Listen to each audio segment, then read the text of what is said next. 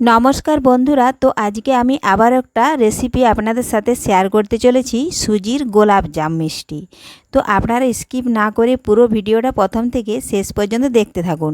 আর কোনো বন্ধু নতুন হয়ে থাকলে চ্যানেলটি সাবস্ক্রাইব করে বেল আইকনে সেট করে দিন সবার প্রথমে আমার রেসিপি পেতে। চলুন তাহলে শুরু করি।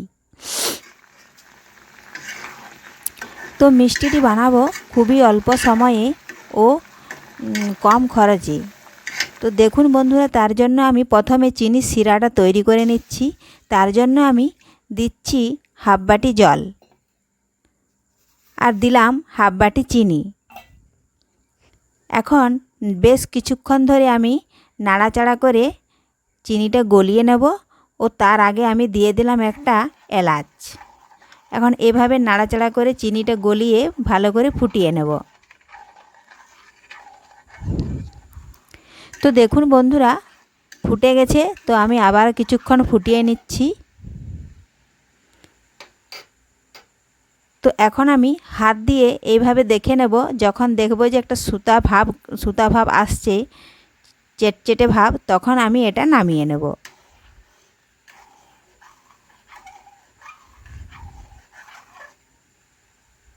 চিনির শিরাটা বানাতে বেশি টাইম লাগবে না। তো এখন হয়ে গেছে, এটা আমি এখন নামিয়ে নিচ্ছি। এখন আবারও অন্য একটি কড়াই আমি বসিয়ে দিলাম। তো কড়াই ভালোভাবে গরম করে নিচ্ছি।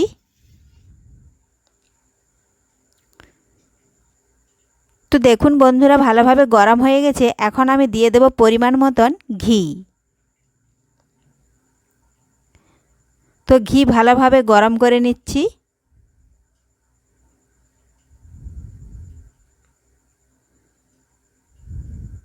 এখন দিলাম 10 টাকার সুজি প্যাকেটের অর্ধেক সুজি আমি ঢেলে দিলাম। তো এখন খুরপি দিয়ে ভালোভাবে নাড়াচাড়া করে একটু সুজির কাঁচা গন্ধটা যাতে চলে যায়, তো সেইভাবে আমি একটু গরম করে নিচ্ছি। তো এমনভাবে গরম করব যাতে এর সাদা কালারটা যাতে নষ্ট হয়ে না যায়, যেন না পুড়ে যায়, এজন্য আমি অনবরত নাড়াচাড়া করছি।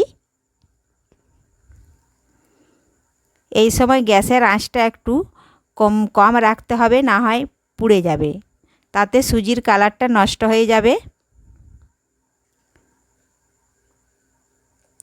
তো দেখুন বন্ধুরা, ভাজা হয়ে গেছে। এখন আমি জাল করে নেওয়া লিকুইড দুধ নিয়ে নিলাম 1 বাটি। সেটা এখন ঢেলে দিয়ে আমি দেখুন এভাবে নাড়তে থাকবো, না নাড়াচাড়া করলে দলা পাকিয়ে যাবে।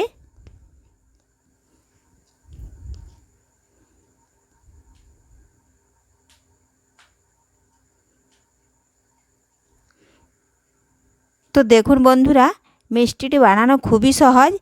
একবার যে দেখবে সেই বাড়িতে বানাতে পারবে। তো দেখুন বন্ধুরা, দুধটা দেওয়ার পরে এভাবে ঘন হয়ে গেছে সুজিটা। তো আর একটু আমি নাড়াচাড়া করে আর একটু ঘন করে নিচ্ছি।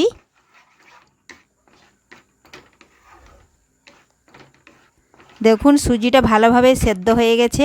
এবারে গ্যাসের আঁচটা আমি বন্ধ করে দেব।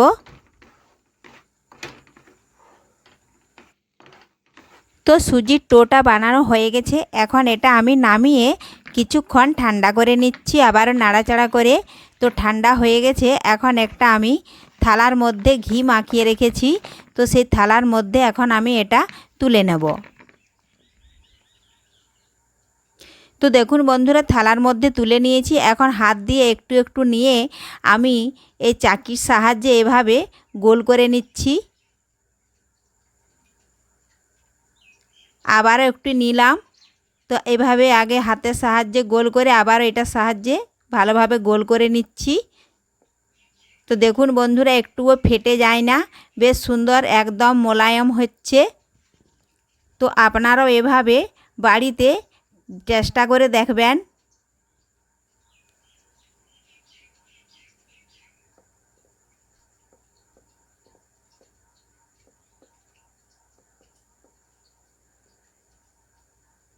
তো দেখুন বন্ধুরা, সমস্ত মিষ্টিগুলো বানানো হয়ে গেছে। দেখতে তো খুব সুন্দর হয়েছে। তো এখন আমি গ্যাস ধরিয়ে কড়ায় তেল বসিয়েছিলাম। তো তেল ভালোভাবে গরম করে নিচ্ছি। তো গরম হয়ে গেছে, এখন এক একটা মিষ্টি আমি তেলের মধ্যে ছেড়ে দিলাম।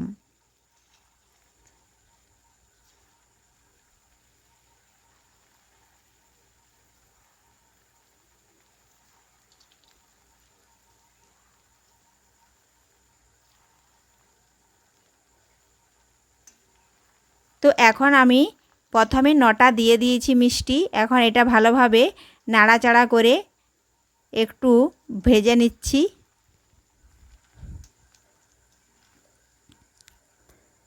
এভাবে মাঝে মধ্যে নাড়াচাড়া করতে হবে, না হয় এক পাশটা বেশি খরে যাবে।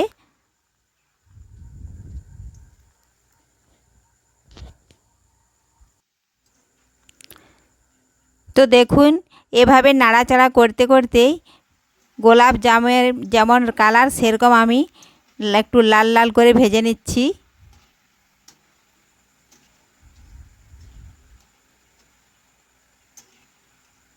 চারপাশটায় বেশ সুন্দরভাবে একই রকম কালার চলে আসবে যখন, তখন এটা আমি ছান্তা দিয়ে তুলে নেব। তো দেখুন বন্ধুরা, হয়ে গেছে, আর আমি ভাজবো না, তুলে নেব। এখন তুলে তেলটা ঝরিয়ে চিনির যে শিরা তৈরি করে রেখেছিলাম সেই কড়ার মধ্যে আমি ঢেলে দেব। এই যে এখানে দিয়ে দিলাম। তো এখন বাকি মিষ্টিগুলো আবারও আমি তেলের মধ্যে ছেড়ে দিচ্ছি।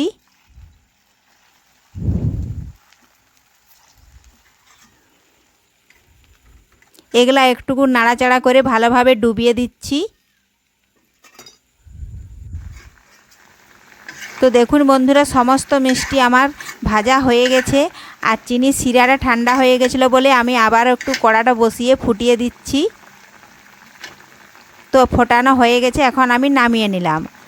তো দেখুন বন্ধুরা, আজকে আমি বাড়িতেই বানিয়ে নিলাম দোকানের মতো একদম গোলাপ জামুন মিষ্টি।